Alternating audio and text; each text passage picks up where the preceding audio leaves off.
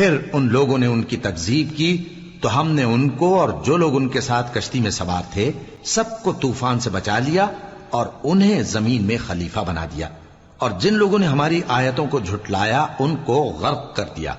تو دیکھ لو کہ جو لوگ ڈرائے گئے تھے ان کا کیسا انجام ہوا۔ پھر نوح کے بعد ہم نے اور پیغمبر اپنی اپنی قوم کی طرف بھیجے تو وہ ان کے پاس کھلی نشانیاں لے کر آئے، مگر وہ لوگ ایسے نہ تھے کہ جس چیز کو پہلے جھٹلا چکے تھے اس پر ایمان لے آتے۔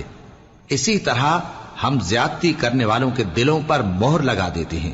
پھر ان کے بعد ہم نے موسیٰ اور ہارون کو اپنی نشانیاں دے کر فرعون اور اس کے سرداروں کے پاس بھیجا، تو انہوں نے تکبر کیا اور وہ گناہگار لوگ تھے۔